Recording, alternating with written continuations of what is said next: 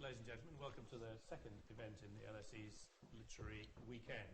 And I should first apologise for the fact it seems extraordinarily cold in here.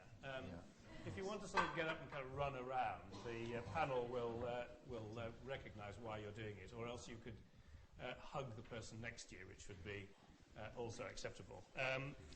But it seems that there's nothing much we can do about it. I don't quite know why. The theme of this evening's event is, as the title suggests, literature as social commentary, looking back to the origins of the LSE, which was founded by a group of people, a number of whom, of course, were powerful literary figures in their own right. In fact, the school held its first lectures on the lower floors of a house in Adelphi Terrace, rented by Charlotte Payne Townsend, who married George Bernard Shaw in 1898. And indeed, Shaw and the LSE shared premises before the school moved to Houghton Street in 1909. And indeed, in the epilogue to Pygmalion, Eliza Doolittle is sent to the school to get a commercial education. You can't really do that now. All you can do is learn about finance, at least for the moment, until that dies out. Beatrice Webb, of course, was closely linked to the school, as was H.G. Wells. More recently, the LSE's featured in plays and television programmes. In Night and Day by Tom Stoppard, there's an African president remembering his days at the LSE, where he said, "Freedom with responsibility, that was the elusive formula we pondered all those years ago at the school." But he also claims to have learned everything about economic theory. It has proved a great handicap. The famous Jim Hacker in Yes Minister is an LSE graduate.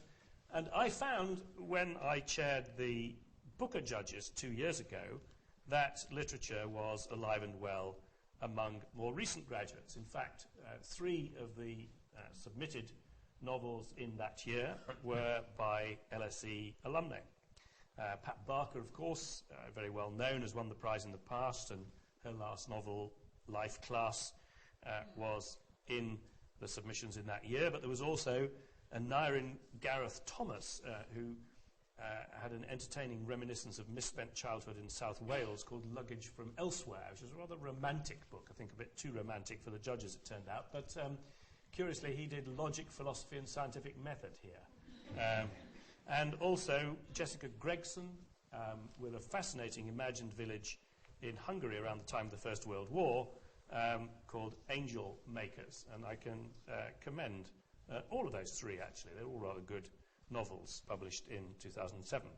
And indeed, one of the entries was set partly in the LSE, and that's a book called My Revolutions by Harry Kunzru, which is about the Angry Brigade, a group of sort of milk and water urban guerrillas, at least by comparison with the Baader Meinhof at the time, who once attempted to put a bomb under the car of the then Home Secretary. And for some of them, their formative years were spent here at the school, and indeed in the book there is a memorable scene in which they occupy the director's office. Now, you may think it unwise for me to mention this in case I sort of encourage people to go and do that later this evening, but in fact, from my point of view, it was rather a good cautionary tale, because the main character, the leader of this group, takes advantage of his evening lying on the floor of the director's office to have a quick fling with one of his fellow occupiers, a rather drab but available girl who has drifted in from somewhere else. And he ends up with a sexually transmitted disease. So beware the floor in my office. Now, of course, this does rather play to what is perhaps a slightly dated reputation the school has, but that reputation sticks with us, because just after the Iraq invasion, Vanity Fair, in a part of that magazine called Vanities, which actually has literary bits in it and sort of fantasies in it, at that time it included a spoof questionnaire, supposedly from the Pentagon, surveying Iraqi citizens about their attitude to the invasion. The aim was to see if they would recommend the services of the US military to other countries in need of regime change. And the questions you get were the sort you get on surveys, in other words, age, sex, employment history and all that, and then included a question at the end about educational attainment, where it said, was your highest educational attainment A, primary school, B, secondary school, C, Al-Qaeda training camp in Afghanistan, or D, the London School of Economics? So that's a few clues to the LSE's traditions and to our role in literature and indeed in social and political commentary, but I'm hoping for some much more challenging observations from our three panelists. We couldn't think of a jolly good way of doing this except alphabetical, so we're going to hear from Mohsin Hamid first. Mohsin, of course, was shortlisted by the Booker judges, so he owed me one coming here this evening, and for his novel The Reluctant Fundamentalist. Also wrote a previous novel called Moth Smoke, which is about sex and drugs and rock and roll in Karachi, and has acquired quite a stellar reputation both here and on the other side of the Atlantic. Then, of course, we will have David Hare, a very distinguished dramatist. The most recent play, Gethsemane, also did the screenplay for The Reader very recently, but of course has a list of plays as long as your arm. And then at the end, Boyd Tonkin, the literary editor of The Independent. So, without more ado, question. Thank you. I guess a short answer to is what I write, social commentary, is yes. What I write is social commentary, at least partly social commentary, or at least my first two novels have involved quite a bit of social commentary. But it's probably worth just talking about why fiction at all for this purpose. And I'll tell you two stories. The first one was shortly after September 11th. I was writing for a major American publication, an essay about my parents and sister who were in Islam at the time, and they were waiting for the impending war in Afghanistan. At the time, the Taliban were threatening to launch rockets in Pakistan in retaliation for Pakistan supporting the US invasion of Afghanistan through use of bases in Pakistan, etc.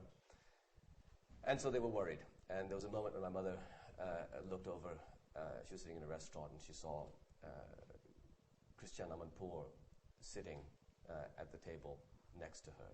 And she said, we're all going to die. Because Christiane Amanpour showed up in Somalia, and she showed up in Bosnia, and here she was in Islamabad. And they said, this is it, this is the end. We know what towns where she shows up and look like a month later. And I was writing about this, and I was writing an essay, and in that essay I said something about anger towards the United States. Not my anger, but an environment of anger in places like Afghanistan and Pakistan, into which was the context for any discussion about why September 11th happened and what the consequences of the retaliation to it might entail, etc. And this publication asked me to take this paragraph out. And they said, take it out because it's very soon after September 11th, and we don't think that people are ready to hear this. And this was, I think, a fairly, for me, uncontroversial sort of assertion that there is this anger. And I wasn't attempting to legitimize the anger or claim it for myself, but just to identify it as something which existed. And I think that little act of censorship, because there's no other real word for it, multiplied by 1 million articles over several years, creates an enormous gap and vacuum in commentary. And the consequences of those sorts of gaps, I think, are all apparent to us all in terms of what they do to truth and what they do to outcomes that are ill-informed, that follow from excluding certain things from our decision-making. So I felt that there was a role in fiction to do things and say things that perhaps weren't being said in nonfiction, or at least in my nonfiction. And also I thought, and this is the second story I want to tell you, I was in Germany some years later, and I was giving a talk there, and people in the audience repeatedly, several people, said to me, you Muslims feel like this, but we Europeans feel like that. And repeatedly this happened, and at one point I removed my newly acquired British passport from my inside jacket pocket and waved it over my head and said, while it's true we British have not yet joined the monetary union. to say that we're not European. And the reason why I tell you this story is because this attempt to divide us into easy categories, liberal, conservative, communist, capitalist, man, woman, Muslim, European,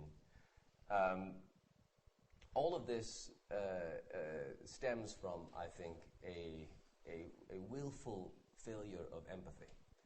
And what literature can do, and what fiction does, is it establishes empathy. Because to write fiction, you have to imagine being someone else or being several other people.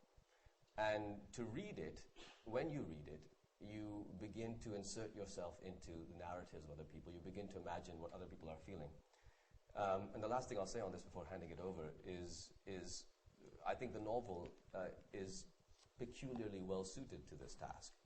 And the reason for that is that when you see a film, and we'll hear what from the dramatic arts, I'm sure we'll hear more. But my own sense of what the novel does is, when you see a film, you are seeing something which has been, in a certain sense, more completely imagined for you.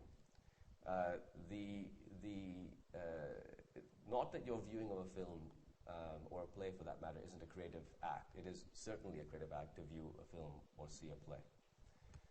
But the transformation that happens between looking at a pulped piece of paper with black squiggles on it and seeing, feeling, smelling, believing in actual human beings running around is enormous. And that transformation happens in your minds, the minds of readers. And that co-creative aspect of reading a book, to me, is a profoundly empathetic one. And in that sense, very important, because social commentary without empathy is often not particularly effective.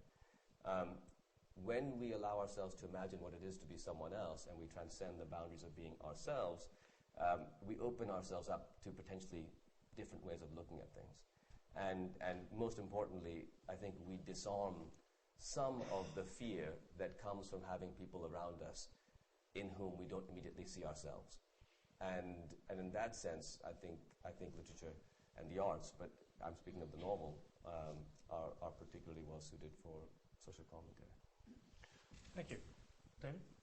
Okay, I've written what I'm going to say because I've had flu and I didn't trust my brain to work without writing it down. I recently read a very interesting profile of the American investor Warren Buffett, who will be known to pupils of this school as the man who successfully foresaw the present economic chaos and who is best surviving it. He had made a series of rational decisions about his life, which have resulted in him becoming, if not the world's richest man, at least the world's best known and most studied rich man. Among these specific decisions, which included, for instance, a rational approach exactly how to distribute each day the 1 million calories a year, which he estimated he needed to keep alive and not gain weight, was the most startling of all, his decision, while still a young man, deliberately to forego culture on the grounds that it would interfere with his focus on business. Minds more intelligent than mine will already be racing ahead to realize that I am, by implication, congratulating the London School of Economics for organizing a weekend which raises the question of whether it is enough to be economic man or woman, or whether you might thereby be missing out on something rather important. The Buffett case proves things neither one way nor the other. From this newspaper profile, Buffett doesn't have the air of a man who seems to suffer from a lack of outstanding human virtues. As far as I know, Buffett is inquiring, engaged, generous, sensitive alike to humans and animals, and with a fair grasp of what we might call the essentials of life and death. His spiritual life, we must assume, is as rich as yours or mine. He loves golf and sports of all kinds. Furthermore, if Buffett is rightly identified as the man who observed of the present economic crisis that you don't know who's swimming naked until the tide goes out, then he also has a sharper wit and more vivid grasp of metaphor than many British novelists. What then would I be selling Mr. Buffett if I tried to sell him art? Anyone who has studied this question will know that is, to say the very least, vexed, and that most answers come under two headings, pleasure and meaning. When Norman Tebbit, the one-time consigliere to Margaret Thatcher, argues that a jet aircraft engine is a work of art because it is intensely beautiful in its inventiveness and intensely skilled in its execution, then he is both right and wrong. An aircraft engine, however beautiful, doesn't have art's defining element of suggestiveness.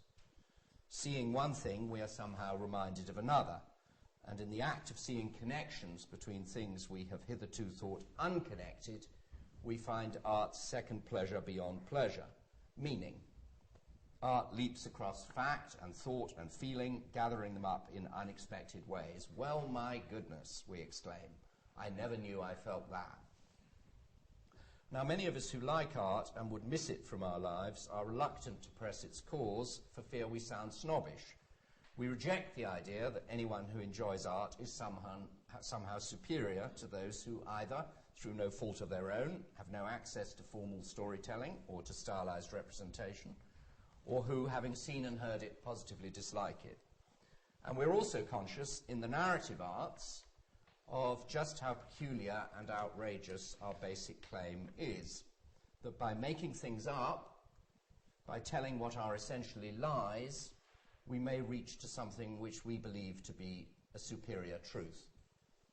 And yet maybe it is significant that in the same newspaper, the most evolved economic man of our time, Warren Buffett, describes a life imprisoned by routine, which most of us would be reluctant to live, however astonishing its benefits.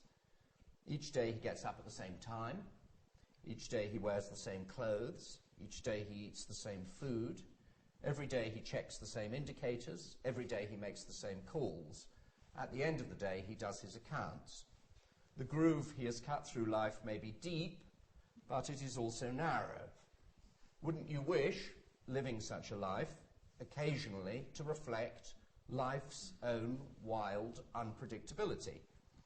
Nothing we expect happens, after all, and a lot we don't expect does, with a little answering unpredictability of your own. Can golf alone provide that? In short, wouldn't you want to get up and look around you?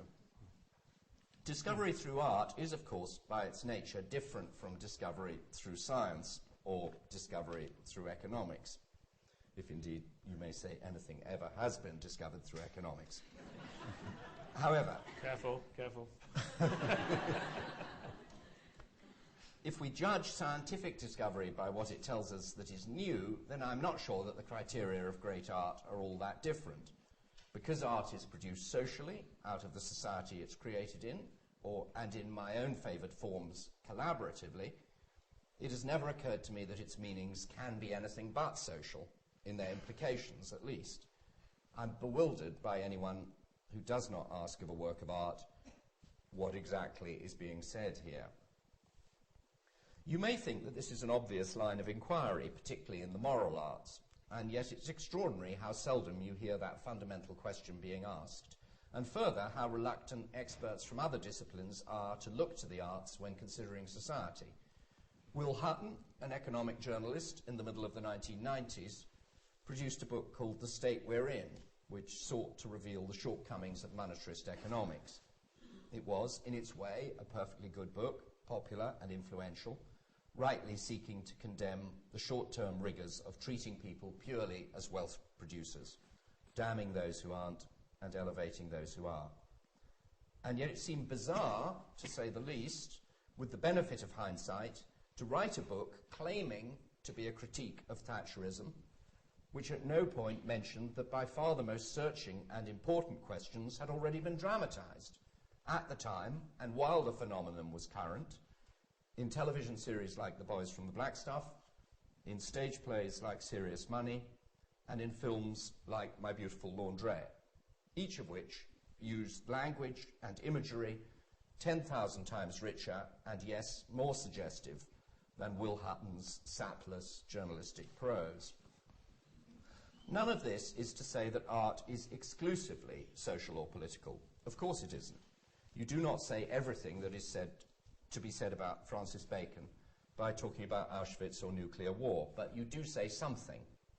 So the only drawback for those of us who are taken specifically to be political writers is that we are condescended to, as though our work were only politics and not art. Somehow the British still find it hard, even after Shaw, even after Orwell, to admit that something might be both, and valuable as both. A direct consequence of writing fiction about public matters is that you may find yourself from time to time on the news pages of national newspapers. When The Guardian chose to preview my latest play at the National Theatre, Gethsemane, by running a front-page story under the headline, "Hare excoriates New Labour," then I thought first of the 100 other playwrights waking that morning, opening their Guardians, and perfectly justified in asking, who the hell cares whether Hare excoriates New Labour or not? Why is that news? They would have my sympathy. But my second feeling was that the story told you so very little about the play itself. By treating a work of art as though it were intended solely as a work of journalism, the story was able to infer an attitude. It was able even to surmise an opinion. But it was not, at any level, able to evoke the living world of the play. Opinions, said Thomas Mann, lie around in the street. Anyone may pick them up. Plays, thank goodness, are not quite so casually acquired. Well, there we are. My own feeling is that art is becoming even more valuable at a time when communication is so facile in both senses. We live today in the West in what is increasingly a journalistic culture. Although in our private relations we still treat our families and friends as if they were admirable and complex, from personal encounter we know them to be kind and decent and interesting. Nevertheless, in our public attitudes we make few such assumptions about people we don't know. All politicians are corrupt, all professionals are self-interested, all workers are idle, all immigrants are scroungers, all films and plays are produced by people not as gifted as the people who make their living discussing them. If I'd written it... If I'd written it, I wouldn't have written it like that. If I were running the country, it wouldn't be like this. Attitudes of easy superiority, of cartoon and contempt, permeate our newspapers, our television, and our internet. Indeed, all three often consist of little else. Individual human beings get described, bundled up, and dismissed. The gap between what people are and what they are treated as, at work and in public discourse, has never been wider. Unless we are careful, we will start taking people at journalistic estimates. Art, which considers people as people, which at its best grants them their whole humanity and their contradictions, seems to me finally invaluable and most of all refreshing. That is why I don't envy Warren Buffett. Thank you.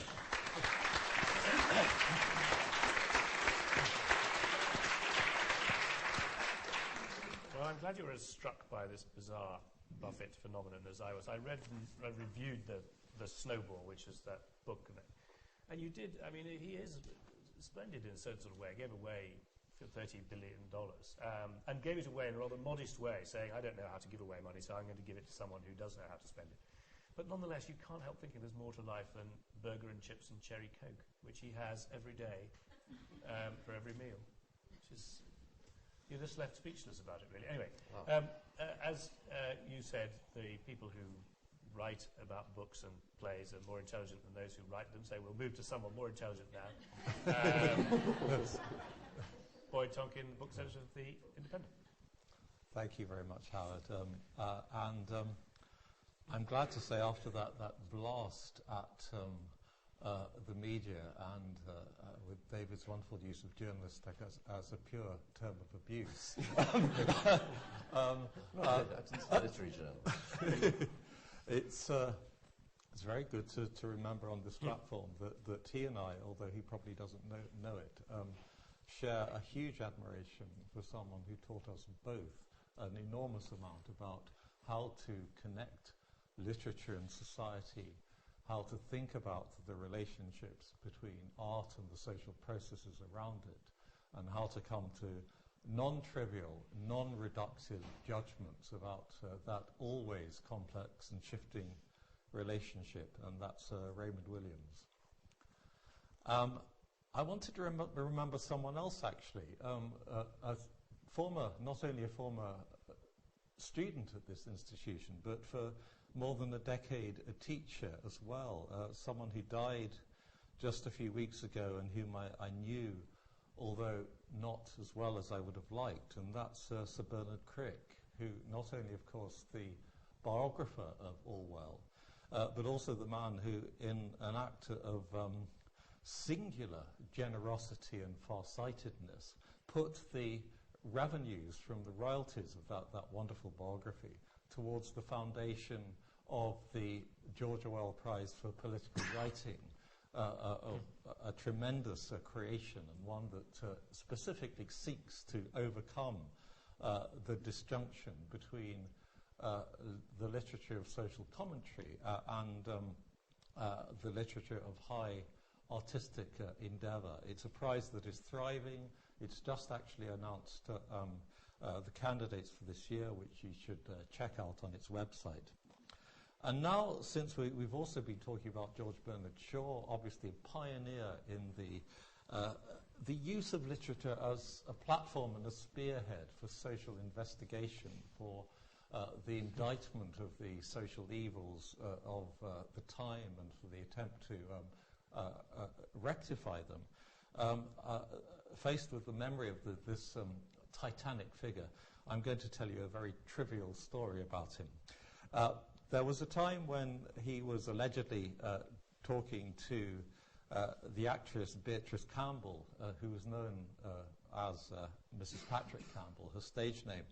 And Mrs. Pat is supposed to have said to Shaw, Shaw, we should have a child together. It would have my beauty and your brains. And Shaw replied, that would be a bit risky. What if it turned out the other way around? Now that's maybe quite an ungallant thing to say to a woman who was noted for her wit and repartee, but I think it's quite relevant to the subject of this evening's discussion. Shaw, of course, was the heir of 19th century naturalism, of a form of art in fiction, in drama, in the visual arts that sought to explain the massive impersonal forces behind individual behavior, which sought, if you like, to combine the beauty and poetry of the creative imagination with the brains of social investigation. And of course, when it worked supremely well in the novels such as Zola's Germinal or The Earth, or in this side of the channel in Hardy's Tess or Jude the Obscure. However, when the beauty and the brains didn't quite match up, you had a tradition that became, in some hands, rather stifling, rather arid, a tradition of the accumulation rather than the transformation of social observation and of social commentary. And what is interesting is that this perpetual tension between, if you like, the reportage, the documentary side of the literature of social commentary and its more self-consciously aesthetic, creative, autonomous side has basically continued to this day. And I think the crucial thing to say about this is that it is not a quarrel that should ever end. That, if you like, the perpetual push and pull between form and content, between the material discovered through investigation, through the desire to represent in its complete and rounded form the reality of your times, and the artistic means that you use to do that. This is a perpetually fluctuating relationship. And it's very interesting thinking about the controversies that it developed early on. If you look, for instance, at the essays of Virginia Woolf in the early 1920s, when she is quite vehemently attacking the social documentarists of the age. She's attacking H.G. Wells, Arnold Bennett, John Galsworthy, saying essentially that this is simply dead material, that is simply the inert description of reality without any animating, without any truly vitalizing force behind it. And those essays were very influential on me at the time when I took the claims of high modernism more seriously than I subsequently did. And it was precisely the influence of people like Raymond Williams that taught me to look at those claims with a slightly more skeptical air. But for me, what's fascinating 80 years on is how much that distance appears to have shrunk. If we now go back and read Virginia Woolf, she appears almost as vivid and concrete a social commentator as the novelist that she's attacking. I went back to Mrs. Dalloway, and I found, for instance, that Clarissa Dalloway's former suitor, Peter Walsh, is full of little observations about London immediately after the First World War, that he notices, for instance, the rise in the proportion of women wearing makeup after the war compared to before the war. You could read 10 very substantial social histories of that time without coming across that observation. And at this distance, a distance of 70 or 80 years, Virginia Woolf, who began almost as a militant aesthete, a militant champion of subconscious forces in the shaping of fiction, now appears to be much closer to the writers that she was attacking. And in her later career, when she is writing a novel such as The Years, I think she has come to this conclusion herself. And it is a novel much closer to the spirit of British social observation, social commentary. I'll end with one platform, one particular connection, which I think exemplifies this unending tension and does so extremely powerfully. And that is the curious friendship between H.G. Wells and Henry James, whom you might think of as chalk and cheese incarnate. One is the activist, the other is the aesthete. One is the suburban campaigner for good causes, the great evangelist for the scientific and progressive worldview. The other, the rather ethereal socialite, the haunter of dinner parties and smart salons in London. And yet they admired each other. They admired each other greatly, precisely, I think, because they identified that each was doing something rather strange and wonderful that the other could not have done. And then, sadly, dramatically, there came a moment where the friendship virtually fell apart just towards the end of Henry James's life. H.G. Wells wrote a story called Boon, which parodies a writer called George Boon, who is quite markedly based on Henry James, and in particular mocks the famous late style of Henry James. You know, there's the old joke, beloved of English lecturers everywhere, that Henry James's career can be divided into three: James the First, James the Second, and the Old Pretender. In Boon, Wells creates this writer and compares his style to a hippopotamus trying to pick up a pea in the corner of its cage. And as you might imagine, Henry James did not really appreciate this particular representation of his artistic principles.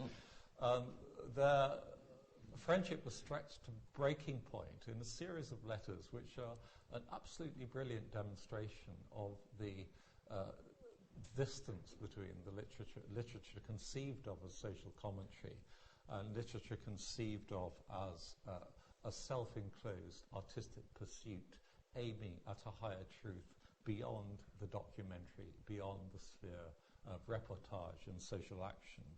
And it's a great fight, and they trade blows, they both land punches, and I think honours are about even at the end.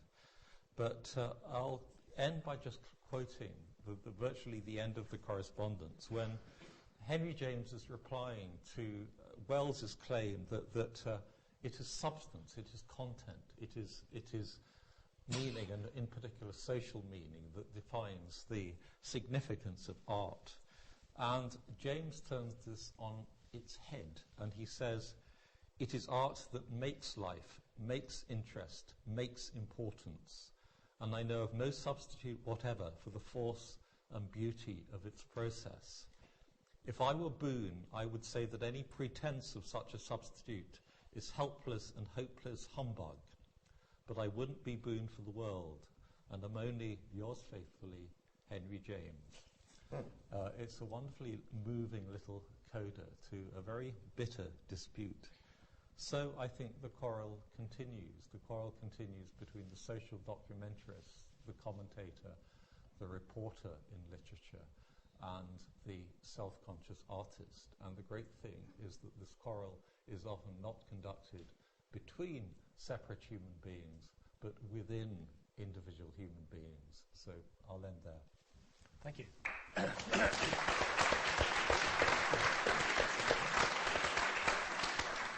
Well, I'm going to throw this open to you in just a second, and there are microphones so you can be thinking about what you'd like to say. But I'm going to use the chair's privilege just to ask one question of my own, picking up on something that David said about the contrast, if you like, between Will Hutton's sapless prose, a phrase I shall remember. I'm looking forward now to seeing Will again, to quote that. And but you rightly pointed to drama and indeed television drama, which engaged with the sort of Thatcher view of the world and Homo economicus. But I guess one thing that struck me in my novel reading, and I guess this was brought home to me rather forcibly when I had to read 110 of them in a sort of force-feeding mode in the Booker, is how little engagement there is between most British novelists and commercial business life, and especially indeed with the city, which is on our doorstep and which we now know has the capacity both to make a lot of people very rich and to impoverish all of us. And it's hard to think of any British equivalent of the Bonfire of the Vanities, for example, which does engage very directly with Wall Street.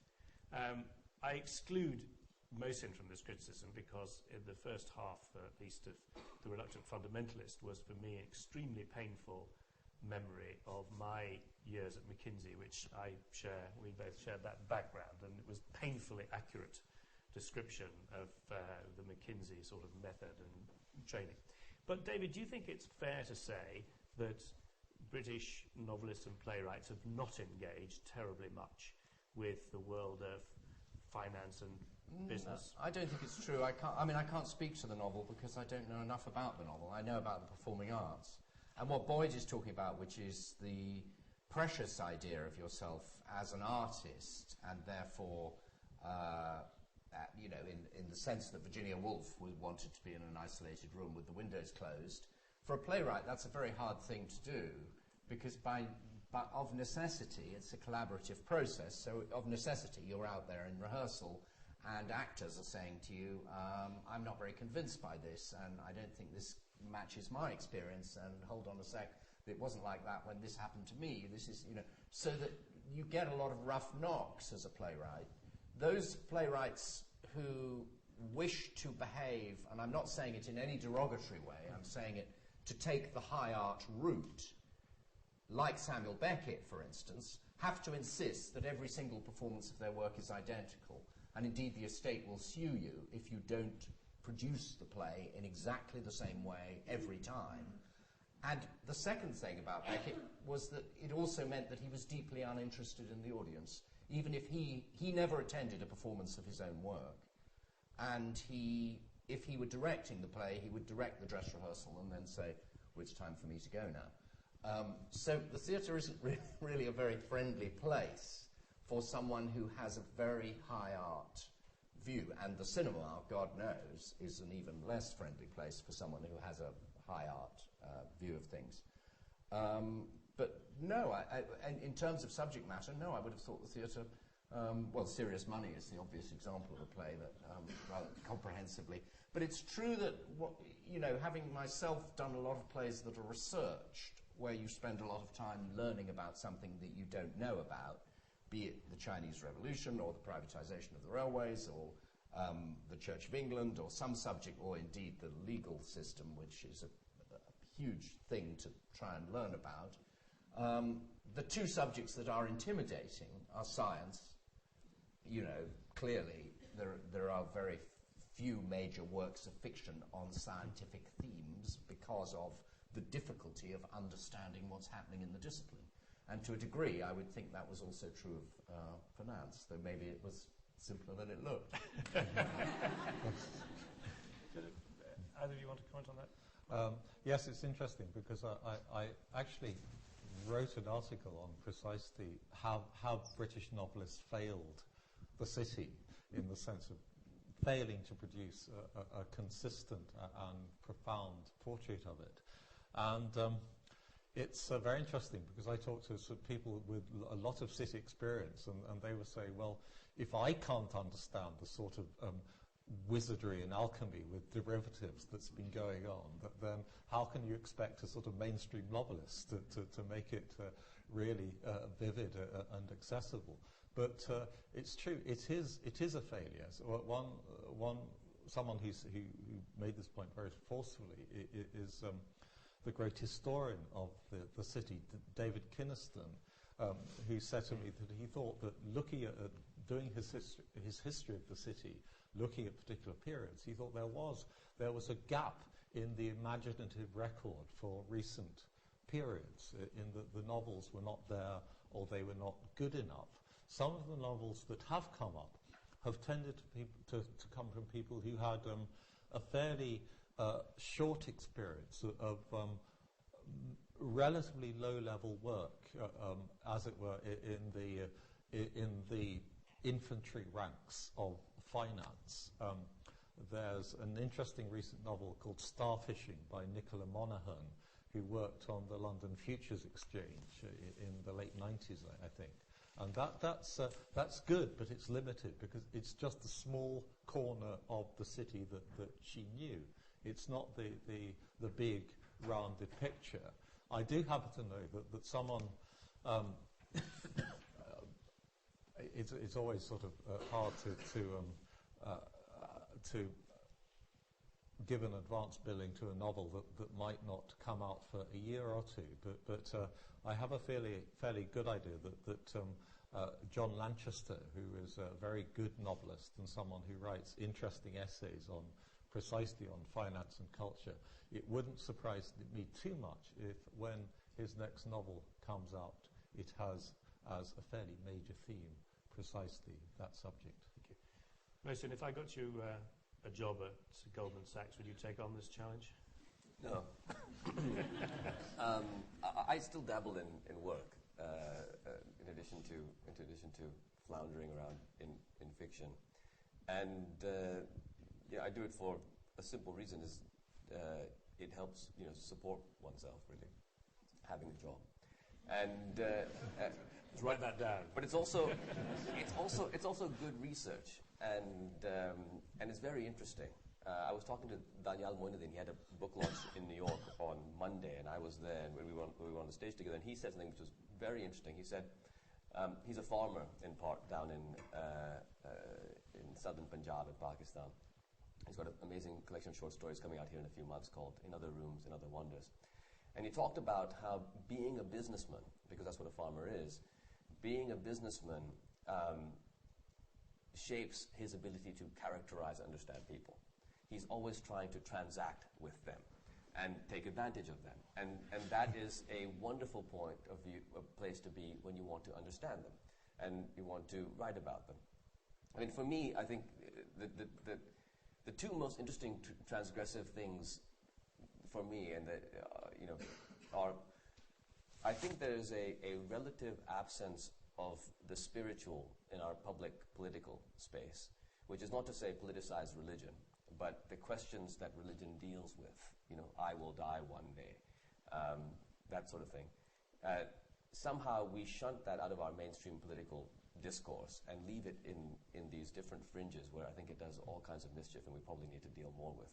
So there's a political, spiritual transgression I'm very interested in. And the other, of course, is our transactional relationship to one another, business, jobs, finance, whatever, in art. Because although, writers, dramatists, filmmakers are always, they're creating characters, there is for me, there's always been a sense of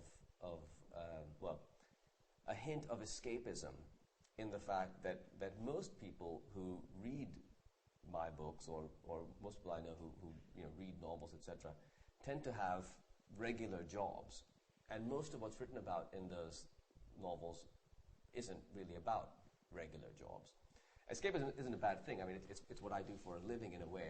When you imagine stories, you are escaping, but there's some meat there that either we presume is boring, or we intentionally choose lives we don't investigate, or something.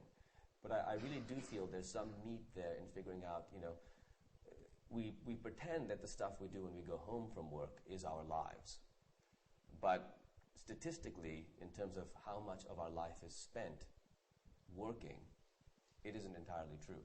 And so as we try to figure out, what we are in this increasingly kind of corporatized, transactional world, it's something that really attracts me.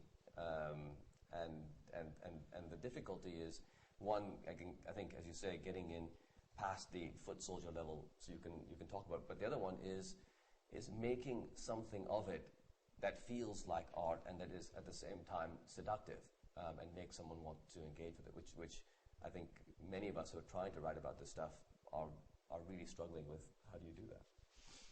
Thanks. Let me open it up. Yeah, woman in red, ish, dark red. That's it. Red-ish. Yeah, that would sum me up slightly. Not really. Following your question, Mr. Davis, I also was provoked slightly by something you said on Monday at another talk I came to in the Old Theatre, when you suggested that only 3 people read the Financial Times, to poor old Gillian Tett, who is... She said it. No, you said it. No, she said it first. Okay, she said it first. She said it. My columns are only read by 3 people. I think she sort of meant that only understood by 3 people. All right. My point is that, your question about why aren't books written about the city, why isn't fiction written about the city? Caryl Churchill did with wonderful Serious Money 20 years ago. Well, I was told by a leading literary agent 5 years ago, no one is interested. There are 3 stories about the city or Wall Street, and they've all been told. There's, Working Girl, there's Wall Street, and all these films were made 20 years ago. And, the other thing that Gillian Tett said that also made me think a lot was that, elites not only control the means of production, as Mr. Marx might have said, but they control the rhetoric, what is said and what is not said. And, all of you on the panel, your voices are heard, your plays are performed at the National Theatre, your books are published. Perhaps if people had wanted to write about the city, they wouldn't have been published had they been critical. You remember Vince Cable saying on Monday he criticised the city. He was told he was unpatriotic and was told to stop it. So I'd like your comments on that. This, just briefly before I hand over to the others, but it is true. I wrote an article in the Financial Times saying roughly this about 2 years ago, and I received, I think, 9 novels about the city, all self-published, which was interesting. They'd written them and they'd published them. They're not great, actually. So I can sort of see why they weren't published. But nonetheless, there is a production line there, but it isn't perhaps... Did anyone want to... Well, yes, obviously, we all know, one thing we all know about publishers is that they are terrible creatures and victims of fashion. So I have to say, if you think there's been an absence of city novels so far, wait a couple of years and you will be screaming for the tide to stop. Thank you for previewing my next book. But can I say one thing on this? Yep, sure. The other thing is, if you live in this world, and I've lived in the world of business part-time and dabbled in and out, moved in and out, written, not writing, it does something to you. If you stay, the foot soldiers who get out and write are probably young enough to go on with what it is that they want to do. But once you've done it for 20 or 30 years, And in my experience, because I have a lot of friends who dreamed of writing, and I see them 15, 20 years now out of school, and something has happened. You know, they find it very hard to dream aloud anymore, and they find it very hard to engage in the play, which is what basically, you know, we're up to. And you know, so I think, yes, the means of production may be shuttered, although having written a novel which takes these things on and is, I think, quite critical, I didn't find it difficult to get published. But I do think living in the world that allows you to write about business and being somebody who can write are perhaps at least partly incompatible. And as your life progresses and your mind settles into the groove, you know, the Warren Buffett groove, what's left of you is no longer a storyteller. A couple of points here. We'll take a couple of... Well, right. Firstly, I'm just wondering why there's not a woman on the panel.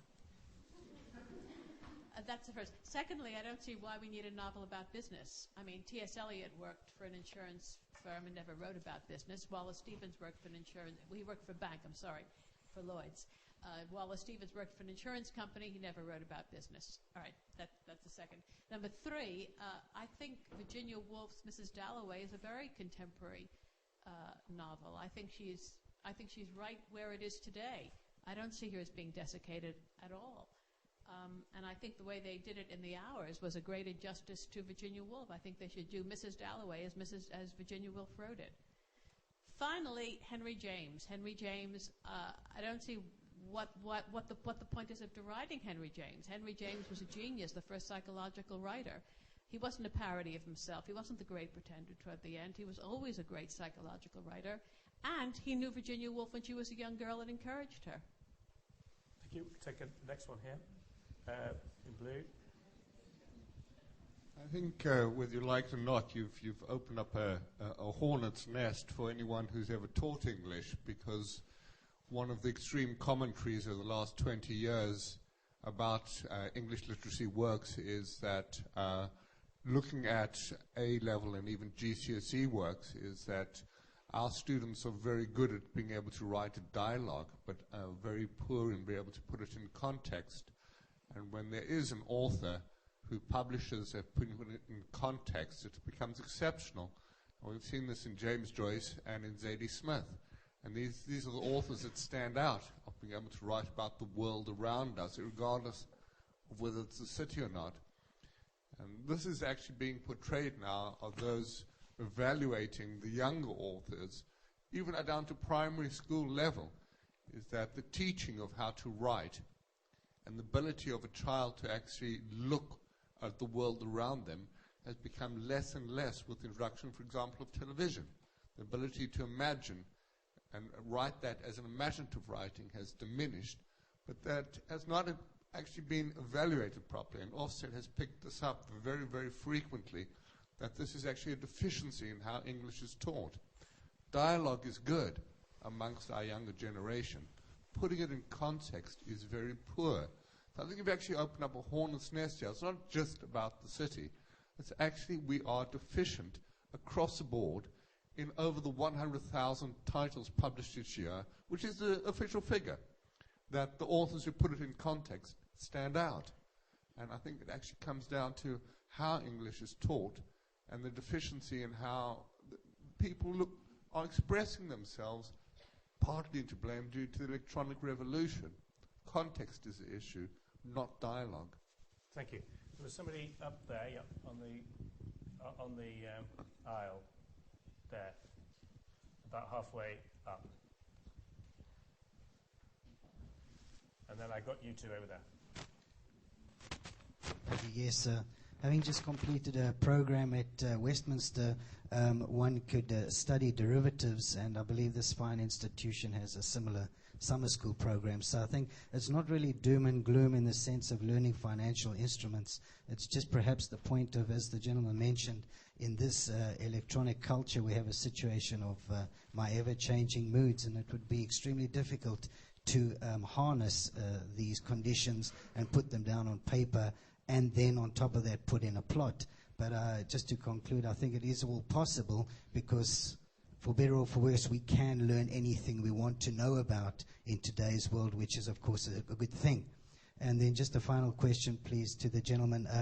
The Millionaire, the Slumdog Millionaire was a book, and could you just say a few words on that being particularly cognizant for all of us as a social piece of social commentary against an electronic age? Thank you.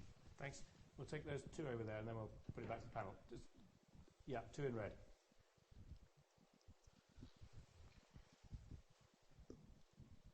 Okay, this is a bit of a tangent. The link between literature and the financial world is a bit tenuous at present, but literature has always been associated with politics in some way or the other. And how far do you think, in the world of today, being writers, political correctness is relevant?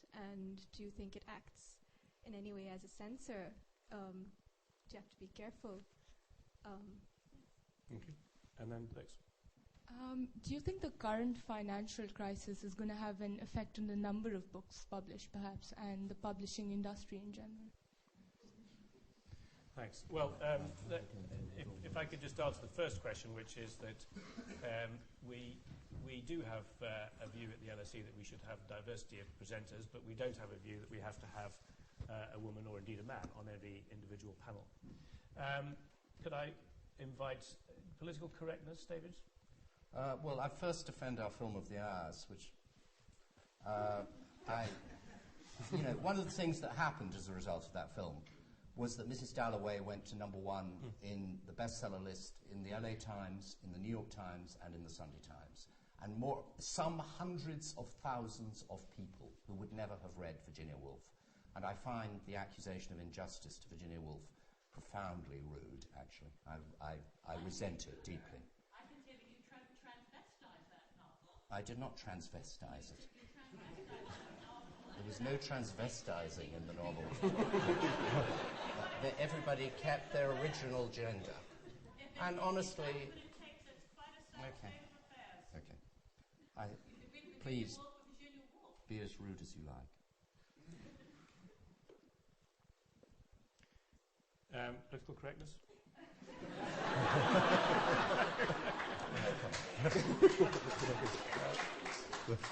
Boyd, Henry James? Henry James? I don't think I was deriding Henry James. I think I was doing quite the opposite, actually. I mean, I think he's a... I was quoting a bad joke by bad teachers, please. Henry James, as I said, when he's arguing with H.G. Wells precisely about the role of social commentary in literature, he's a wonderfully vigorous defender of the high art approach to fiction, not as an evasion of reality, but as basically a route to an even deeper and fuller reality. And certainly, I suppose the point I was trying to make is that as you acquire historical distance from even the most aesthetically refined writers, they become, decade by decade, to seem very much the products and the painters of their age. And this goes for James as much as for anyone else. Excuse me, I think you're in danger of making this a less satisfactory experience for the rest of the audience than we want it to be. Karen. If you look at the great James, even in his relatively late period, novels like The Wings of the Dove, The Golden Bowl, The Ambassadors, obviously there is an intense psychological richness and subtlety there, but also underlying it all, of course, a devastating social critique of the high society that brought American money and European aristocracy together, and all the confusions and corruptions that resulted from that necessary marriage. I think, in an odd way, from the distance of a century, or almost a century, These days, James seems almost as much a social novelist as H.G. Wells. Thank you. Who else would like to come in at this point? Oh, sorry, there was one question we didn't pick up. I know, Boyd, you might like to comment on the issue of context and teaching of English. That if I capture you correctly, you thought the way English was taught was making it more difficult for people to write novels with dialogue in context. Was that roughly? Not just the teaching, but just the way our world is today, that the younger generation no longer look at the world around them. They're focused for the last 30, 40 years looking at a television screen. And the trends of literature in the last 100 years have been less towards context, but more towards dialogue and emotion. Yeah. And it's not just an issue about writing about the financial cities, but across the board. This has been identified by Ofsted as a major deficiency, as has the literacy of works which we teach in school. We still use John Steinbeck of Mice and Men. We don't have a 1990s or a 2000 plus book of English nature taught as a textbook in our schools. And this is actually accentuating the deficiency of writing within context. And those who do, like Zadie Smith or previously James Joyce, they stand out as being exceptional. Boyd? Yes, I mean, I actually think that we're slightly perhaps better off, that there are still very many novelists who have a grasp of context as well as the minutiae of social behaviour as demonstrated in dialogue. So I think the novel as a form is far from being at the end of its tether. Anyone else want to come in before we wind up? We just get one fifth row.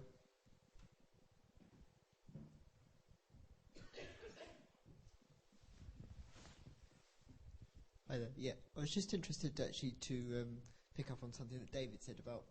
It was just a phrase that you used, actually, narrative arts. And I was just wondering whether instead of saying literature as social commentary, we should say narrative arts or things. Because at the moment, I'm growing up with quite a lot of people consider, things like graphic novels and other forms as much as valid as a novel, which we've talked a lot about.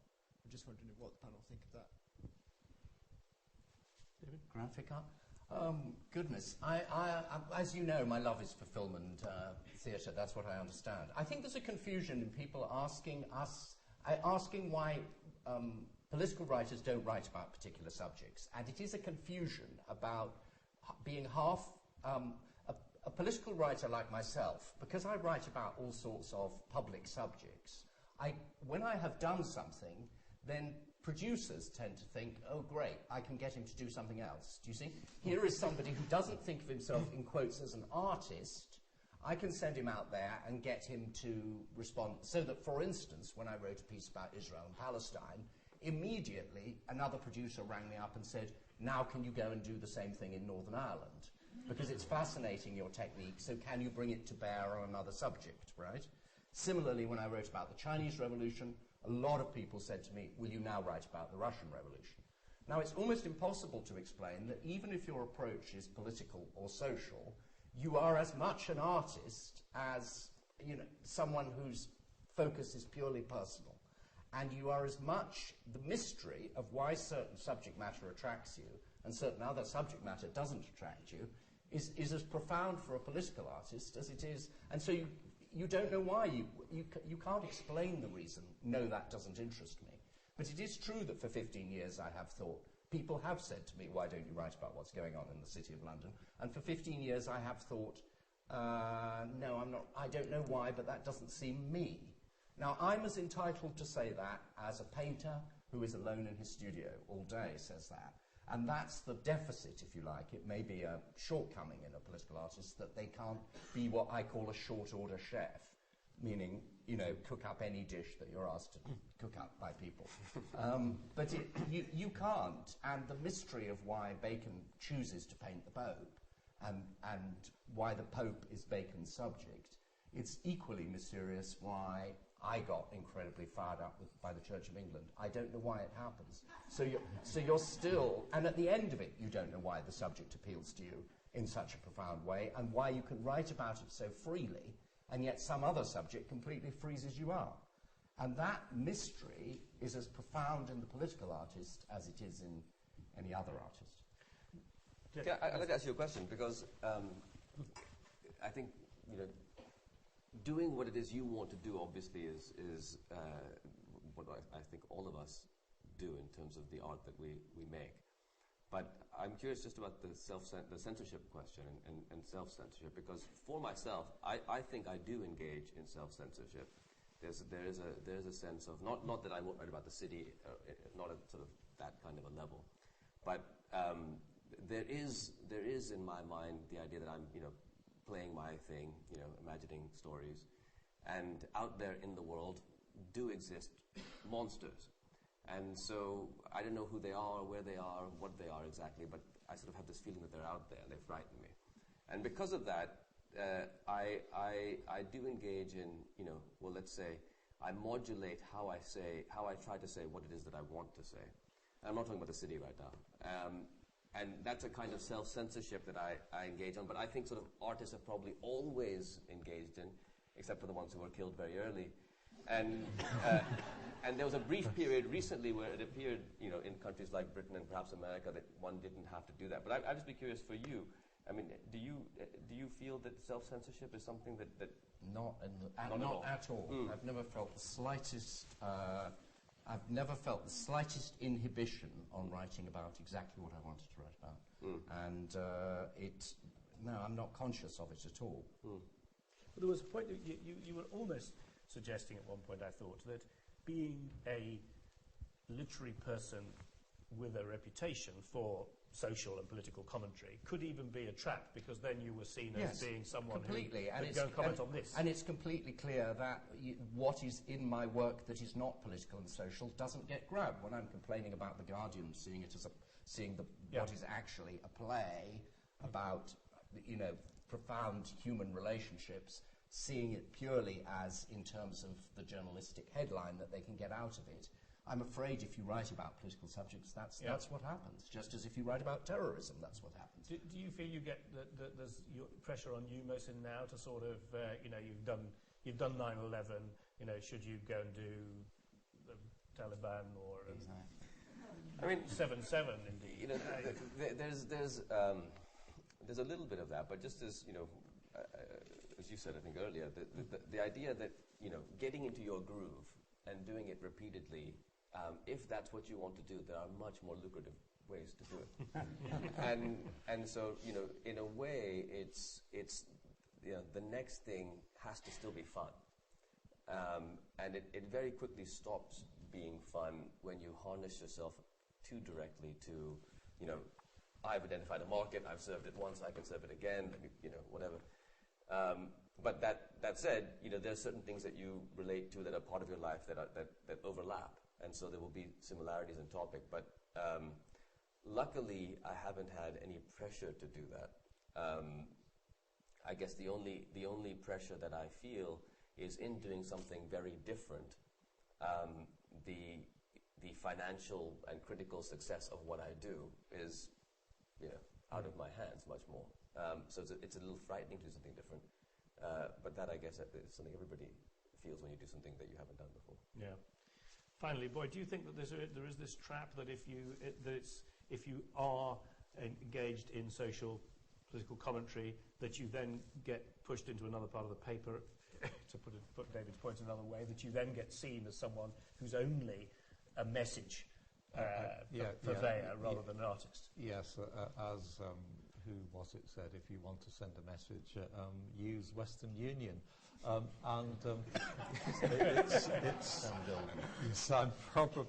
one of those great Hollywood lines. But it's also true that there are all sorts of ways in which you can approach very profound social and political issues, but you can do it indirectly, obliquely, through the forms of allegory, of fable, of myth.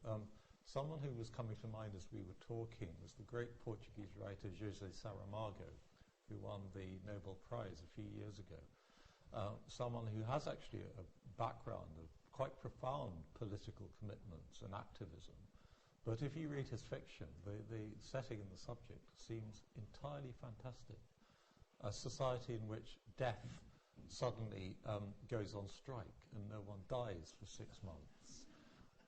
Or in Blindness, recently filmed, where an epidemic of blindness sweeps through a country.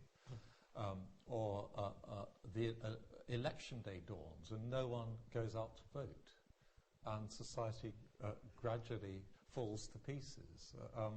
And entirely fantastic scenarios.